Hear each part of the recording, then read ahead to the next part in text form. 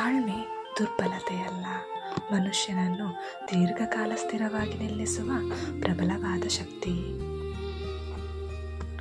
ಎಲ್ಲರಿಗೂ ನಾವು ಅರ್ಥ ಆಗಬೇಕೆಂದೇನೂ ಇಲ್ಲ.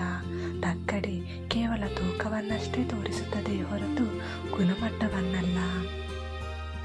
ಮನಸ್ಸಿಟ್ಟು ಕಲಿತ ಅಕ್ಷರ, ಕಷ್ಟಪಟ್ಟು ದುಡಿದು ತಿನ್ನುವ ಅನ್ನ, ಕಷ್ಟಪಟ್ಟು ಗಳಿಸಿದ ಸಂಪಾದನೆ, ಇಷ್ಟದಿಂದ ಮಾಡುವ ದೈವ ಭಕ್ತಿ ಯಾವತ್ತೂ ಯಾರನ್ನು ಕೈ ಬಿಡುವುದಿಲ್ಲ.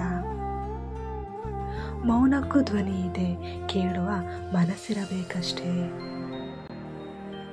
ನಾವು ಮೌನವಾಗುತ್ತಾ ಹೋದಷ್ಟು ಜನರು ಹೆಚ್ಚು ಅರ್ಥವಾಗುತ್ತಾ ಹೋಗುತ್ತಾರೆ. ದೊಡ್ಡ ನೋವುಗಳನ್ನು ಮರೆತು ಸಣ್ಣ ಸಂತೋಷಗಳಿಗಾಗಿ ಜೀವಿಸುವುದೇ ಜೀವನ. ತಟ್ಟೆಯಲ್ಲಿನ ಅನ್ನ ತಿನ್ನುವಾಗ ಯಾರಿಂದಲೂ ಕಸಿದಿಲ್ಲ ಎಂಬ ಖಾತರಿ ಇರಬೇಕು. ತೆಂಬಿಗೆ ತಲೆ ಒರಗುವಾಗ ಯಾರಿಗೂ ಅನ್ಯಾಯ ಮಾಡಿಲ್ಲ ಎಂಬ ನೆಮ್ಮದಿ ಬೇಕು. ಇನ್ನೂ ಹೆಚ್ಚು ಈ ರೀತಿಯ ಕವನಗಳು ಹಾಗೂ ಒಂದು ಒಳ್ಳೆಯ ಸಂದೇಶವನ್ನು ಬರೆಯಲು ನನಗೆ ನಿಮ್ಮ ಪ್ರೋತ್ಸಾಹವು ಬಹಳ ಮುಖ್ಯವಾಗಿದೆ. ಹಾಗಾಗಿ ಎಲ್ಲರೂ ಸಬ್ಸ್ಕ್ರೈಬ್ ಮಾಡಿ, ಶೇರ್ ಮಾಡಿ ಹಾಗೂ ನನ್ನ ಯೂಟ್ಯೂಬ್ ಚಾನಲ್ಗೆ ಸಪೋರ್ಟ್ ಮಾಡಿ. ಧನ್ಯವಾದಗಳು.